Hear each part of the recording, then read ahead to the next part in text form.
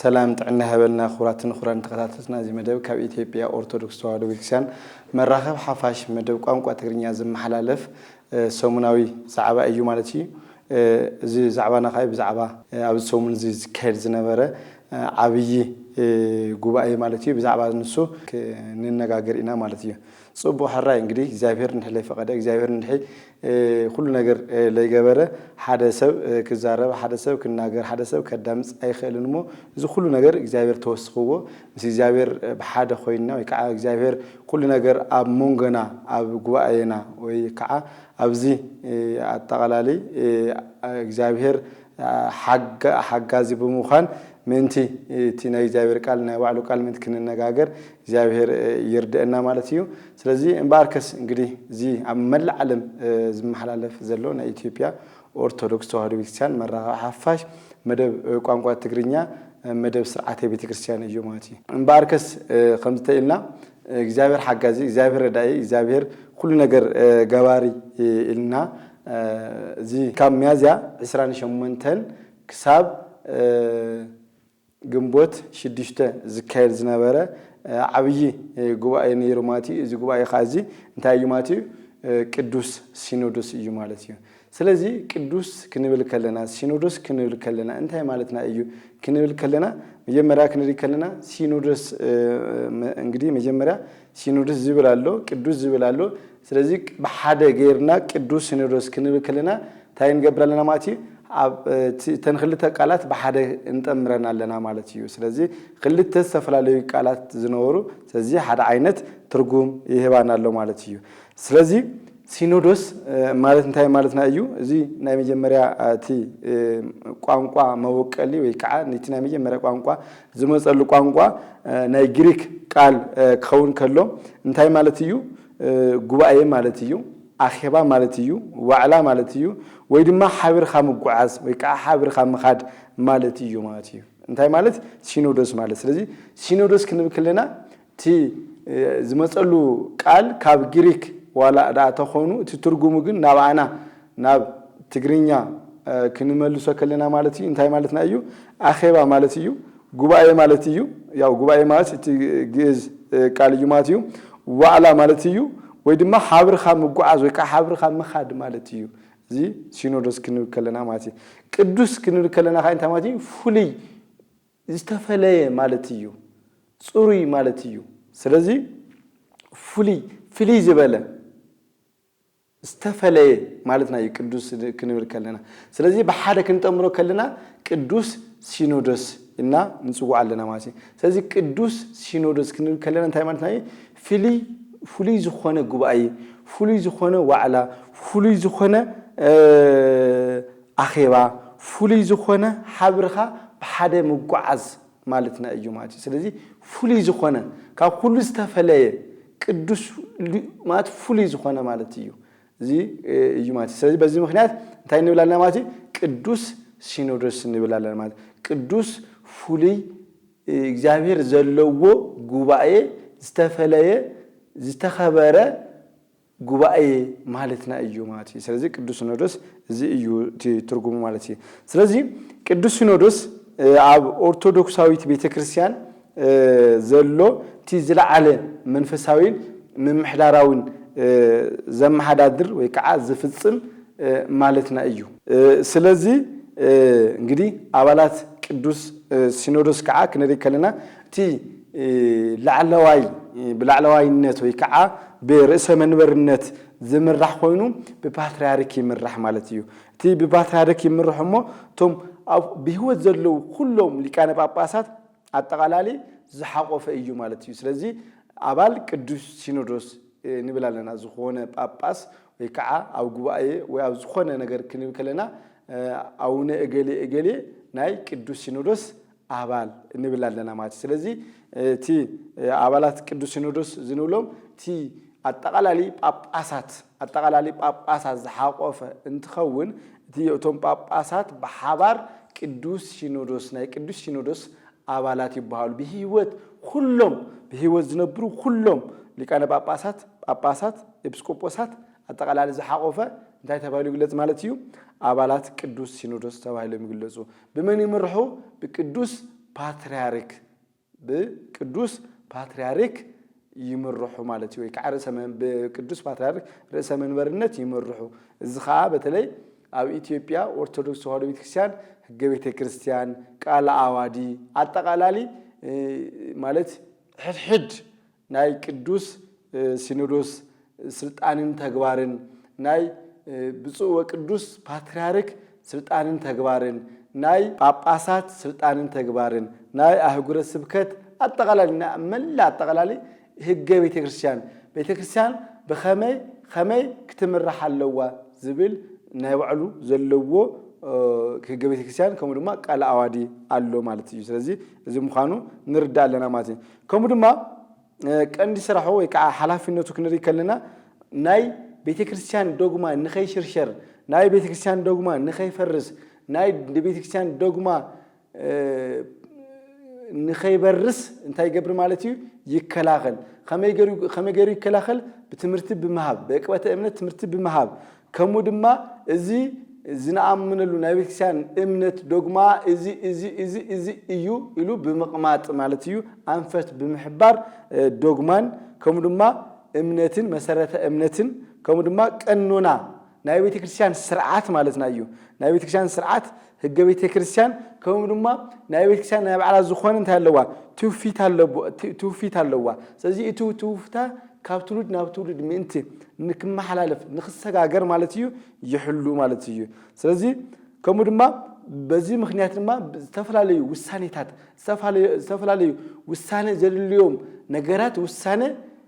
ይውስን የመሓላለፍ ማለት እዩ እዚ ምዃኑ ንርዳእ ኣለና ማለት እዩ ከምኡ ድማ እዚ በይኑ ኣይኮነን ምምሕዳራዊ ውሳኔታት እውን ይውስን ማለት እዩ ምክንያቱ ላዕለዋይ አመራርሓ ናይ ቤተክርስቲያን ስለ ዝኾነ ማለት እዩ እዚ ሓደ ምሳሌ ክንርኢ ከለና ሓደሽቲ ጳጳሳት ይመርጽ ብዝሞቱ ወይ ከዓ ሓዱሽ ሃገረ ስብከት ማለት ክዋቀር ከሎ ሓደሽቲ ጳጳሳት እንታይ ይገብር ማለት እዩ ይመርጽ መርጹ ከዓ እንታይ ይገብር ይሸውም ምስ ሸውመ ከዓ ናብ ዝተፈላለዩ አህጉረ ስብከት ይምድብ ማለት እዩ ከምኡ ድማ እዚ በይኑ ተኾነስ መግለጽታት እውን የውፅእ እዋናዊ ዝኾነ ወቅታዊ ዝኾነ ንቤተክርስቲያን ዝጠቅም ዝረብሕ ንህዝቢ ዝረብሕ ኣብ ዝምልከቱ ወቅታዊን ከምኡ ድማ ማህበራዊን ጉዳያት ከም ሰላም ከም ድሕነት ህዝቢ ተማያይጡ ዓብይ ማለት ዓብይ ዝኾነ ዘተ ብምግባር መግለጽን ከምኡ ድማ አንፈታትን ይህብ ማለት እዩ ስለዚህ እቲ ናይ ቤተክርስቲያን ላዕለዋይ መዋቅር አመራርሓ ዝዓበየ ናይ ቤተክርስቲያንና መዋቅር እንታይ ይባሃል ማለት እዩ ቅዱስ ሲኖዶስ እዩ ማለት እዩ አህጉራዊ ርክባት ክንርኢ ከለና ምስ ካልኦት አብያተ ክርስቲያናት ሃይማኖታት ዘለዎ ርክብ ይውስን ማለት እዩ ናይ ባዕሉ ዝኾነ ናይ ወፃኢ ወይ ከዓ ናይ ደገ ታለው ማለት መምርሒ ኣለዎ ማለት እዩ ስለዚህ ምስ ካልኦት ምስ ናይ ወፃኢ ናይ ደገታት አብያተ ክርስቲያናት ከምኡ ድማ ሃይማኖታት ዝኾነ ጭብጢ ዘለዎ ወይ ከዓ ዝኾነ ናይ ሃይማኖታት ነገራት ዘሎ እንትኾን ማለት እዩ ምስ አህጉራዊ ርክባት ይራኸብ ይዝቲ ይናገር ይመያየጥ ማለት እዩ ስለዚህ እዚ ምዃኑ ንርዳእ ኣለና ማለት እዩ ከምኡ ድማ ናይ ባዕሉ ዝኾነ እንታይ ኣለዎ ማለት እዩ ናይ ባዕሉ ዝኾነ ናይ አኼባ ወይ ከዓ ናይ ጉባኤ ጊዜ ኣለዎ ማለት እዩ እዚ ክንርኢ ከለና ቅዱስ ሲኖዶስ ኣብ ዓመት በተለይ ኣብ ዓመት ክልተ ጊዜ ስሩዕ ምልአተ ጉባኤ ናይ ኩሎም ጳጳሳት እንታይ ይገብር ማለት እዩ አኼባ ወይ ከዓ ጉባኤ የካይድ እዩ ማለት እዩ ጉባኤ የካይድ እዩ ኣብ ዓመት ክልተ ጊዜ እሱ ድማ ሓደ ኣብ ወርሒ ጥቅምቲ 12 ጀሚሩ ማለት እዩ ከምኡ ድማ ወይ ሚያዝያ ወይ ከዓ ግንቦት የካይድ ማለት እዩ ምክንያቱ ታይዝ ብርክበ ካህናት ክንብል ከለና እንግዲህ ካብ ትንሳኤ ጀሚርኻ ክሳብ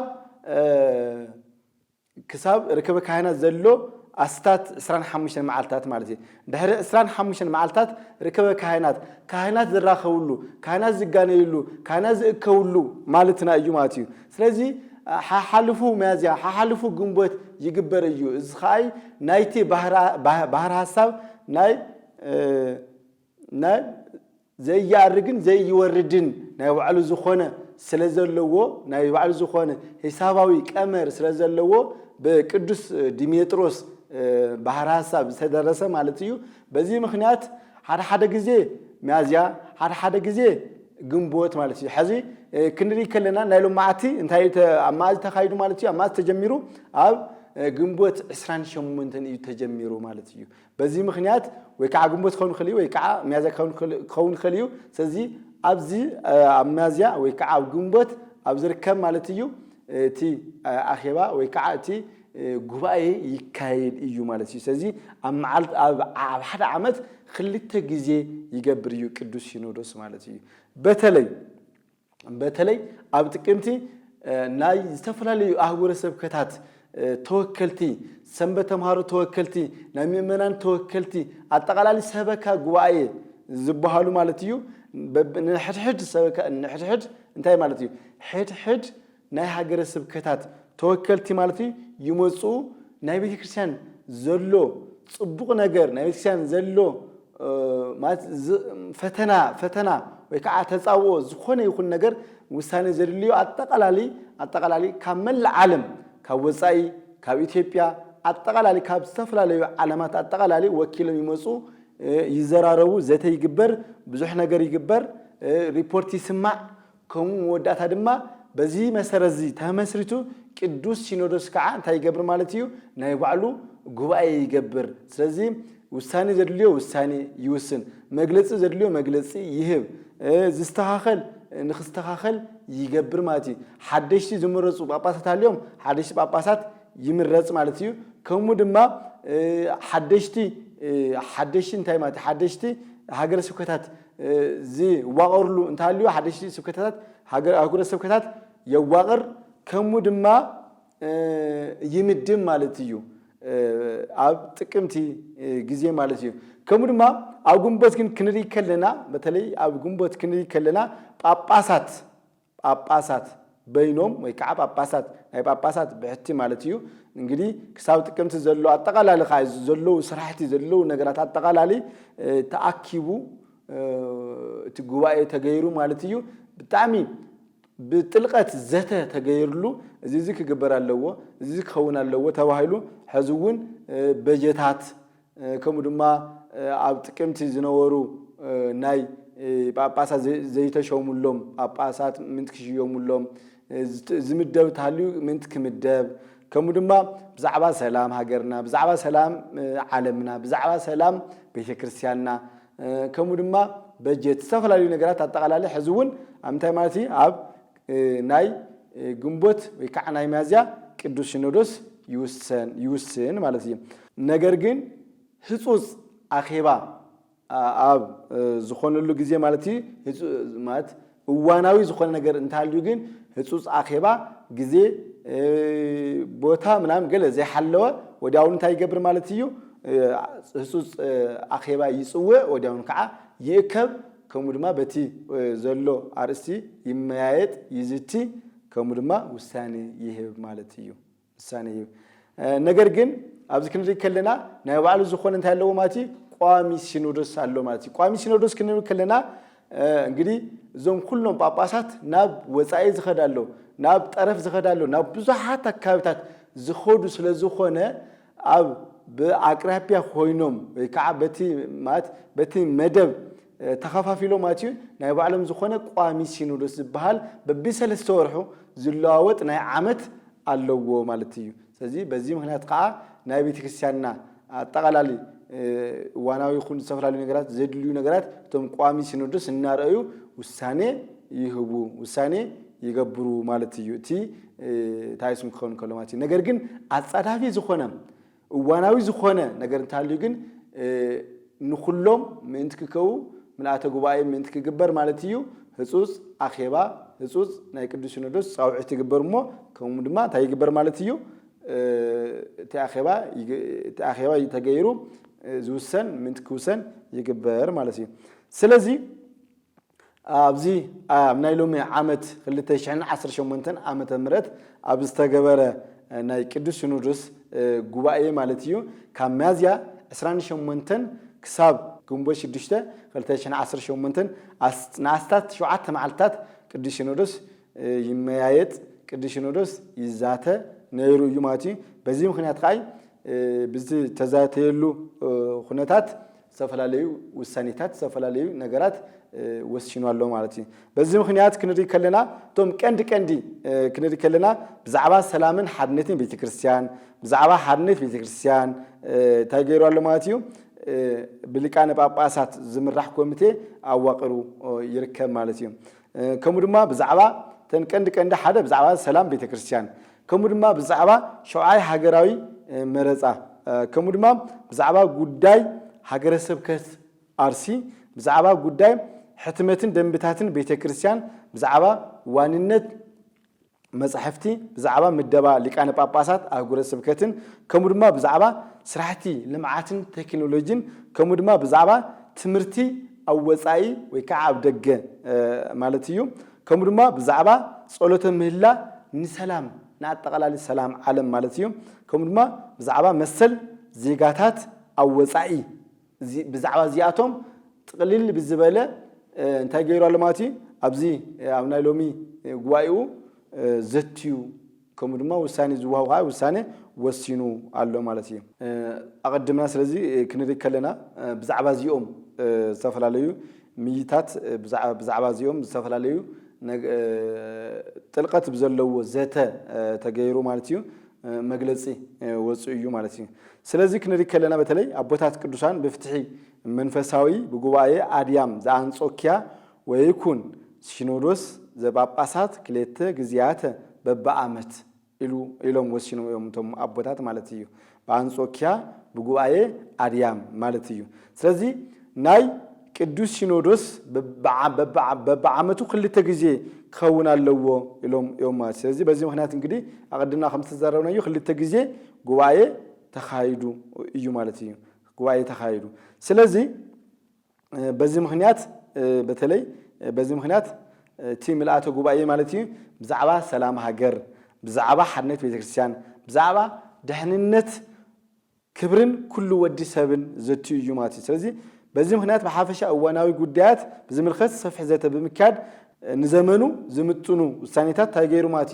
አማሐላልፉ እዩ ማለት በዚህ ምክንያት ታ ቤተክርስቲያንና ታያ ጥንታዊት ከሙድማ ሐዋርያዊት ዝኾነት ቤተክርስቲያን በሐርነታ ሉዓላውነታን ተረኸብናያ ንመጻኢውን ሉዓላዊ ክብራን ተሐልዩ ምንቲ ክትቅጽል በመላተ ጉባኤ ተሰየመ በብፁዓን አቦታት ሊቃነ ጳጳሳት ዘመራህ ኮሚቴ ሀገራዊ ሰላምን ሐርነት ቤተክርስቲያንን ስሩሕ አጠናቅሩ ክቅጽል ቅዱስ ሲኖዶስ ወሲኑ ይብለናል ማለት እዩ እንታይ ማለትና እዩ ዝክንሪ ከለና ጥንታዊት እያ ሐዋርያዊት እያ ቶም አቦታት ስለዚህ ሉዓላውነታ ሐልያ ዘረኸብናያ ቤተክርስቲያን ስለዚህ ሐድነታ ተፈላልዩ ምንቲ ከይትበታተን ሕዝውን ናብ አጠቃላሊ ናብ ሐድነት ዘምጹ ናብ ሰላም ዘምጹ ሊቃነ ጳጳሳት ብምስያም ምንቲ ናብ ሐድነታ ክንኽትመጽ ሊቃነ ጳጳሳት ዝምራሕ ኮሚቴ ሀገራዊ ሰላምን ሐድነት ቤተክርስቲያንን ስሩሑ አጠናክሩ ምንቲ ቅጽል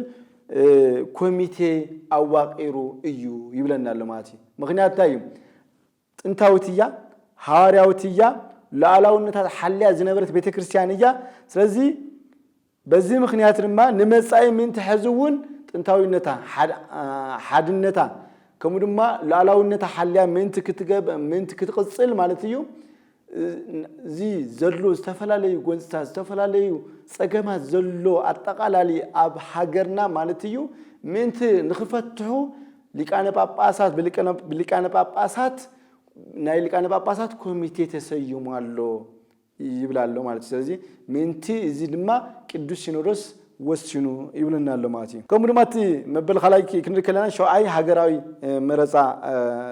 ዝኻንታ ይብለናል ማለት እዩ እቲ ምርጫ እቲ ወይ ከዓ መረጻ በኩሉ ወገን ለኢትዮጵያውያን ዘላቂ ሰላም ንምርግጋዕን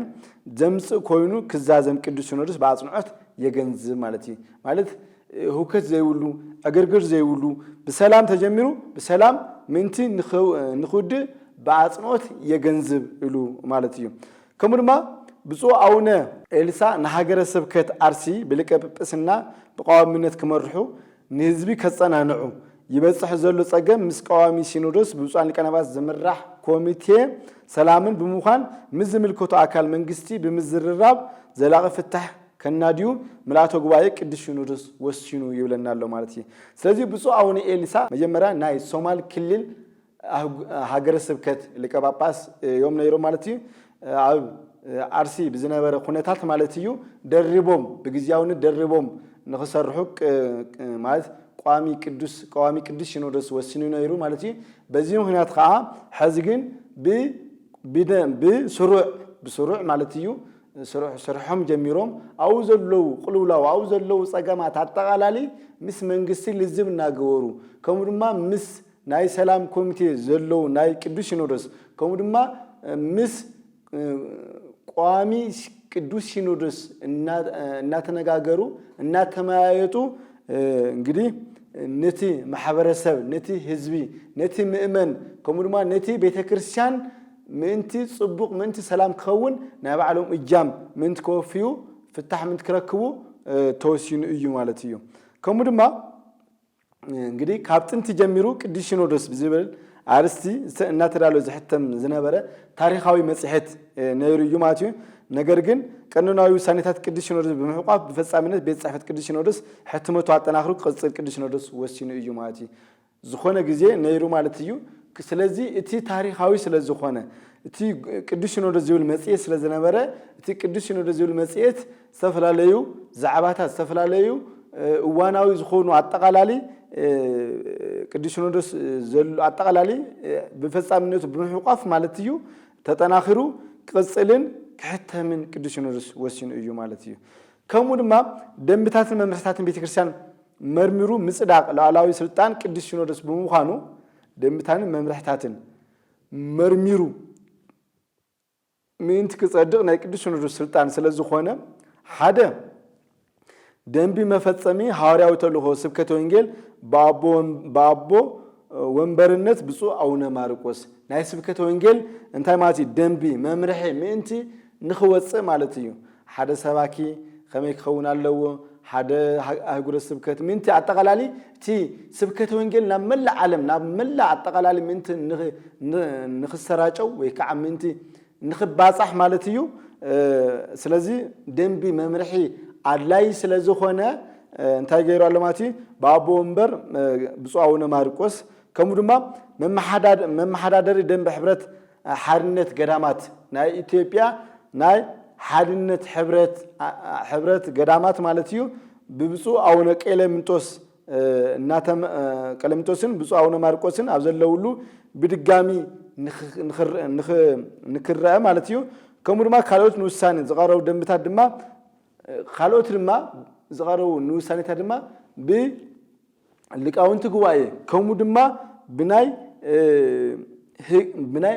በዓል ሞያ ህግታት ማለት እዩ ታሪሞም ንምልአተ ጉባኤ ማለት እዩ ንጥቅምት 2019 ቀርቡን ቅዱስ ሲኖዶስ ወሲኑ እዩ ማለት እዩ ስለዚህ ደንቢን ስብከተ ወንጌል የድልዮ እዩ ደንቢን መምርሕን ስብከተ ወንጌል የድልዮ እዩ ከምኡ ድማ ደንቢን መምርሕን ናይ ኢትዮጵያ ኦርቶዶክስ ተዋህዶ ቤተክርስቲያን ሕብረት ገዳማት የድልዮም ስለዝኾነ ማለት እዩ በዚህ ምክንያት እንግዲህ ባቦታት እናተረአየ ባቦታት እናተመርሐ ማለት እዩ እቲ መምርሕታት ታሪሙ በደንብ ማለት እዩ 2019 ዓመተ ምህረት ንኽቀርቡ እዩ ወሲኑ ማለት እዩ ከምኡ ድማ ብፁዕ አቡነ ጎርጎርዮስ ካልአይ ማለት ሊቀ ጳጳስ ሀገረ ስብከት ሸዋ ናይ ቀደም ዝነበሩ ማለት እዩ መጽሐፍቲ ጽሑፎም እዮም እዚኦም ድማ ታሪክ ቤተክርስቲያን መድረክ ዓለም የቤተክርስቲያን ታሪክ በዓለም መድረክ ከምኡ ድማ ታሪክ ቤተክርስቲያን ኢትዮጵያ የኢትዮጵያ ቤተክርስቲያን ታሪክ ብዝብል አርስቲ ማለት እዩ አዳልዮም አሕትሞም እዮም ማለት እዩ ስለዚህ በዚህ ምክንያት ድማ ናይ ምሕታምን ምዝርጋሕን መሰል ማለት እዩ መሰል ዋንነት ካብ 29 ሚያዝያ 2018 ዓመተ ምህረት ጀሚሩ ማለት እዩ ንገዳም ዝዋይ ሐመረ ብርሃን ቅዱስ ገብርኤል ከውን ቅዱስ ሲኖዶስ ወስኑ እዩ ማለት እዩ ስለዚህ በተለይ ብዙ አቡነ ጎርጎርዮስ ካልእ ማለት እዩ ክልተ ዓበይቲ መጻሕፍቲ ታሪኽ ቤተክርስቲያን ኣብ መድረኽ ዓለም ታሪኽ ቤተክርስቲያን ኣብ መድረኽ ዓለም ከምኡ ድማ ታሪኽ ቤተክርስቲያን ኢትዮጵያ ዝብል ክልተ ዓበይቲ መጻሕፍቲ ኣሕቲሞም ነይሮም ማለት እዩ ብህይወት እናሃለዉ ማለት እዩ ስለዚ እዚ ንብረት እዚ ናይ ንብረት ናይ ምሕታም ናይ ምብጻሕ መሰል ንዝዋይ ሐመረ ብርሃን ቅዱስ ገብርኤል ገዳም ክኸውን እንታይ ገይሩ ማለት እዩ ቅዱስ ሲኖዶስ ወሲኑ እዩ ማለት እዩ ስለዚ ናይ ቤተክርስቲያን ንብረት ስለ ዝኾነ ናብ ቤተክርስቲያን ንብረት ክምለስ ኣለዎ ኢሉ ማለት ስለዚ እዚ መሰል ናይ ምሕታም መሰል ናይ ምብጻሕ መሰል ናይ ዝዋይ ሐመረ ብርሃን ቅዱስ ገብርኤል ክኸውን ቅዱስ ሲኖዶስ ወሲኑ እዩ ማለት እዩ ከምኡ ድማ ካብ ዝተፈላለዩ ኣህጉረ ስብከት ብዝቀረቡ ዝተፈላለዩ መጽናዕትታት ውጽኢት ምስጥራይ መሰረት ብምግባር ማለት እዩ ሃገረ ስብከት ደቡብ ሱዳን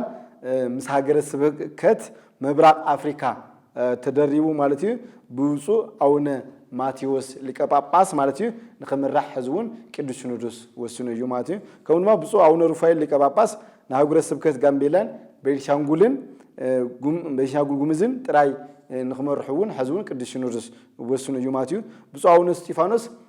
ሊቀ ጳጳስ ሃገረ ስብከት ጅማን ንሃገረ ስብከት ሰሜን ጎንደር ከም ዝሓዝዎ ሕዝቡን ንኽቕጽሉ ቅዱስ ሲኖዶስ ወሲኑ እዩ ማለት እዩ ከምኡ ድማ ብፁዕ ኣቡነ ኤፍሬም ሊቀ ጳጳስ ሃገረ ስብከት ቡኖ በደሌ ንሃገረ ስብከት ቀሌም ወለጋ ደሪቦም በአቦነት ንኽመርሑ ሕዝቡን ቅዱስ ሲኖዶስ ወሲኑ እዩ ማለት እዩ ስለዚ ብፁዕ ኣቡነ ኤፍሬም ናይ ሃገረ ስብከት ቡኖ በደሌ ሃገረ ስብከት ነይሮም ማለት እዩ ሕዚ ግን ናይ ቀሌም ወለጋ ደሪቦም በአቦነት ንኽመርሑ ሕዝቡን ቅዱስ ሲኖዶስ ወሲኑ እዩ ማለት እዩ ከምኡ ድማ ሓድሽ ሃገረ ስብከት ተጣይሽ ወይ ከዓ ንኽዋቀር ተገይሩ እዩ ማለት እዩ ዝማት ከዓ ዞባ ኮንታ ሃገረ ስብከት ክኸውን ዝቀረበ ሕቶ ነይሩ ማለት እዩ ስለዚ እቲ ሕቶም ዝጸደቀ ኮይኑ ብምዃኑ እቲ ሃገረ ስብከት ባዕሉ ክኢሉ ክውደብን ብብፁዕ ኣቡነ ጢሞቴዎስ ሊቀ ጳጳስ ክምራሕን ቅዱስ ሲኖዶስ ወሲኑ እዩ ማለት እዩ ስለዚ ኣብ ናይ ሎሚ ሓዱሽ ሃገረ ስብከት ንኽጣየሽ ወይ ከዓ ንኽዋቀር ማለት እዩ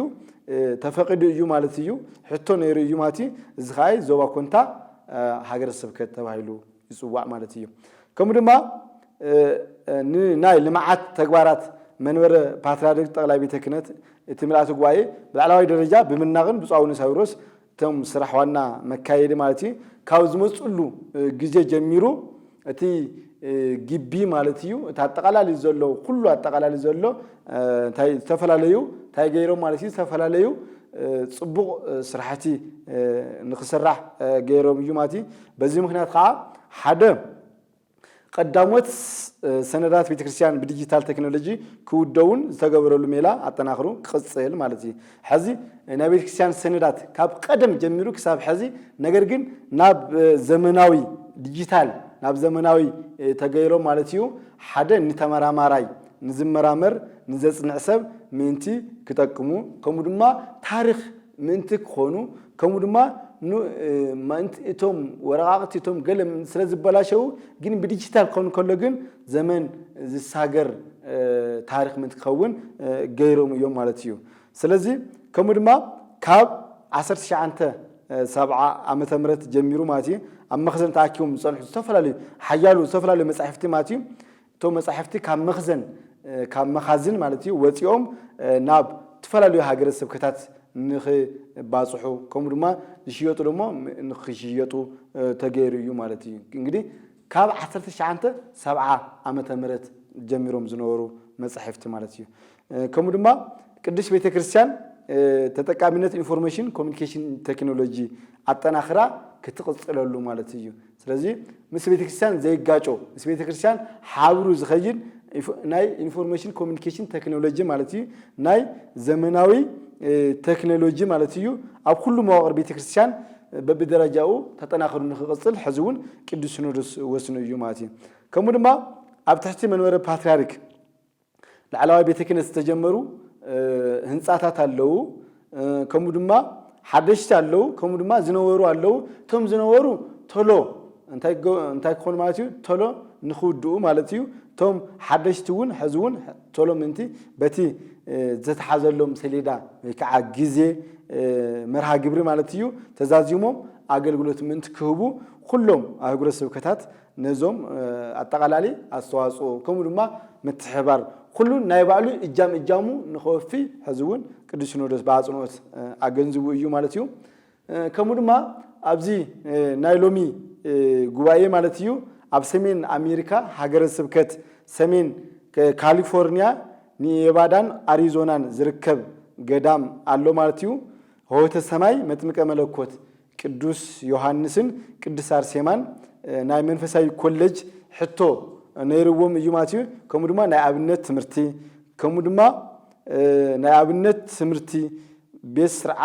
ናይ አብነት ትምህርቲ ዶግማን ቀኖናን ታሪኽን ትውፊትን ቤተክርስቲያን ዝሓለወ መልክዑ ተጠናኺሩ መዋቅራዊ ተጸዋዕነቱ በአግባቡ ተሓልዩ ኣብ ስራሕ ክውዕል ቅዱስ ሲኖዶስ ወስኑ እዩ ማለት ስለዚህ ኣብዚ ንሪኦ ዘለና ማለት እዩ እንታይ ማለት እዩ ኣብ ወፃኢ ሃገር ማለት እዩ ኣብ ሰሜን አሜሪካ ሃገረ ስብከት ሰሜን ካሊፎርኒያ ማለት እዩ ኔቫዳን አሪዞናን ማለት ዝርከብ ገዳም አሎ ሆተ ሰማይ መጥምቀ መለኮት ቅዱስ ዮሐንስን ቅዱስ አርሴማን ማለት እዩ ስለዚህ ናይ ምንታይ ሕቶ ነይርዎ ማለት እዩ ኮሌጅ ናይ ምውቃር ኮሌጅ ናብ ኮሌጅ ናይ ምቅያር ከምኡ ድማ ናይ አብነት ትምህርቲ ወይ ከዓ ፈለገ ህይወት ትምህርቲ ናይ ምምስራት ክንፍቀደሎም ታይ ገይሩ ማለት ታይ ነይርዎ ማለት ሕቶታት ነይርዎ ማለት ስለዚህ በዚህ ምክንያት ከዓ ቅዱስ ሲኖዶስ እቲ መዋቅሩ ሓልዩ ከም ዝተፈቀደሎም ከም ጸደቀሎም ወሲኑ እዩ ማለት እዩ ስለዚህ በዚህ ምክንያት ድማ ያው እቲ መዋቅራዊ ተጸዋዕነቱ በአግባቡ ተሓልዩ ኣብ ስራሕ ክውዕል ቅዱስ ሲኖዶስ ወሲኑ እዩ ማለት እዩ ስለዚህ ከምኡ ድማ ናይ 2019 ዓመተ ምህረት በጀት አጽድቆ እዩ ማለት እዩ ስለዚህ ኣብ መወዳእታ ድማ ኣብ ሃገርና ሓዊሱ ኣብ መላእ ዓለም ዝረአ ዘሎ ግጭትን ወይ ከዓ ጎንፅን ስነ ሰላምን ኣዝዩ ኣተሓሳስቦ እዩ እቲ ቅዱስ ሲኖዶስ ማለት እዩ በዚህ ምክንያት ድማ ብምዃኑ እውን ብዛዕባ ሰላም ዓለምን ሃገርናን ብዛዕባ ድሕነት ደቂ ሰብ ኣብ በቦትኡ ብምኽንያት ሃይማኖቶም ኣብ በቦትኡ ብምኽንያት ሃይማኖቶም መከራ ዝበጽሖም ዘሎ ጎንፅን ኣብ ዘለዎ ቦታታት ዝርከውን ኦርቶዶክሳውያን ብምሕሳብ ኣብ ዝመጽእ ዘሎ ጾመ ሐዋርያት 2018 ዓመተ ምህረት ኣብ መላእ ዓለም ዝርከቡ ገዳማት አድባራት ናይ ገጠር አብያተ ክርስቲያናት አጠቃላይ ማለት እዩ ደብሪ ገዳም ከምኡ ድማ ገጠር ቤተክርስቲያን ማለት እዩ ኦርቶዶክስ ተዋህዶ ቤተክርስቲያን ጸሎተ ምህላ ክበጽሕ ቅዱስ ሲኖዶስ ወስኑ እዩ ማለት እዩ ስለዚህ ኣብ ዝመጽእ ዘሎ ናይ ጾመ ሐዋርያት ማለት እዩ እዚ ነገር እዚ ምንቲ እግዚአብሔር ከቆርሮ ምንቲ ሰላም ክኸውን ምንቲ እግዚአብሔር ጸሎትና ንክሰምዕና ማለት እዩ ኣብ አጠቃላይ ዘሎ ኣብ አጠቃላይ ኣብ ዓለምና ዘሎ ናይ ኢትዮጵያ ኦርቶዶክስ ተዋህዶ ቤተክርስቲያን አማኒ ዝኾነ ምእመን ከምኡ ድማ ኣብ ገዳም ኣብ ደብሪ ኣብ ናይ ገጠር ቤተክርስቲያን ናይ ጸሎተ ምህላ ምንት ክግበር ሕዝውን ቅዱስ ሲኖዶስ ወስኑ እዩ ማለት እዩ ስለዚህ በዚህ ምክንያት ድማ ታይ ማለት ምሳሌ ኣብ መላእ ዓለም በተለይ ኣብዚ ኣብ ሕዚ ወቅቲ ዘሎ ማለት እዩ ኣብ ደቡብ አፍሪካን ስዑድ ዓረብን ኣብ ደቡብ አፍሪካ ዘሎ ዕግርግር ዘሎ ጸገም ዘሎ ዝተፈላለዩ ነገራት ማለት እዩ ናይ ወጻኢ ዘሎ ዜጋታት ምንቲ መሰሎም ንኽበረሎም ማለት እዩ ከምኡ ድማ ኣብ ስዑድ ዓረብ ዘሎ ናይ ሞት ግዚኦም ዝሕልው ዘለው ማለት እዩ ስለዚህ ብዝሓለፈ ከም ንፈልጦ ብፁዕ ወቅዱስ አቡነ ማትያስ ፓትርያርክ ርእሰ ሊቃነ ጳጳሳት ዘኢትዮጵያ ሊቀ ጳጳስ ዘአክሱም ወዕጨጌ ዘመንበረ ተክለ ሃይማኖት ኣብ ሳዑዲ ዓረብ ዘለው ተኣሲሮም ኣብ ቤተ መቅሕ ዘለው ንኽፍትሑን ከምኡ ድማ እቲ ናይ ሞት ፍርዲ ዝሰፈረደሎም ናብ ምሕረት ንክቅየር ናብ ሳዑዲ ዓረብ መንግስቲ ናብ ኢትዮጵያ መንግስቲ ከምኡ ድማ ናብ ናይ ሰብአዊ መሰል ተቋማት ናብ ዝተፈላለዩ ናብ ዝምልከቶም መግለጺ ኣውጽኦም ነይሮም ማለት እዩ ስለዚህ እዚ ምንቲ ታይ ክኾን ማለት እዩ ዝነበሩ ዜጋታት ምንቲ ሰብአዊ መሰሎም ክኽበር ናይ ርህራሄ ምሕረት ፍትሕን ክረክቡ ዝምልከቶም አካላት ግቡእ ክትትል ክገብሩ ቅዱስ ሲኖዶስ ሐዋርያዊ ጻውዕቱ ብምቕራብ ጻውዕት ኣቕሪቡ እዩ ማለት እዩ ኣብ ደቡብ አፍሪካ ዘሎ ናይ ሰላም ስእነት ዕግርግር ከምኡ ድማ ኣብ ሳዑዲ ዘለው ወገናትና ዝተመቕዑ እዞም ኩሎም ኣጠቃላሊ ምእንቲ ሰላም ንኽረክቡ ምእንቲ ጽቡቕ ፍትሒ ንኽረክቡ ምእንቲ ምስ ዝምልከቶም ኣጠቃላሊ ምእንቲ ዝምልከቶም ኣካላት ግቡእ ክትትል ምእንቲ ገብሩ ቅዱስ ሲኖዶስ ጻውዒት ኣቕርቡ እዩ ማለት እዩ። ስለዚ ኣጠቃላሊ ካብ ግንቦት 28 2018 ዓመተ ምህረት ጀሚሩ ሳብ 6 ግንቦት 2018 ካብ ሚያዝያ 28 2018 ክሳብ ግንቦት 6 2018 ዓመተ ምህረት ንኣስታት 7 መዓልታት ዝገብሮ ዝነበረ ኣኼባ ዝገብሮ ዝነበረ ዘተ ዝገብሮ ዝነበረ ምይይጥ ማለት እዩ ብመወዳታ በብፁዕ ወቅዱስ አቡነ ማትያስ ፓትርያርክ ርእሰ ሊቃነ ጳጳሳት ዘኢትዮጵያ ሊቀ ጳጳስ ዘአክሱም ወዕጨጌ ዘመንበረ ተክለ ሃይማኖት ቃለ ምዕዳንን ቡራኬን ከምኡ ድማ መግለጽን ተዛዚሙ እዩ ማለት እዩ። ስለዚ ንሕና እውን እዚ ናይ ቅዱስ ሲኖዶስ ዝወሰኖ ውሳኔ ዝገበሮ ኣጠቃላሊ ንኣቦታትና ክብሪ ብምሃብ ንኣቦታትና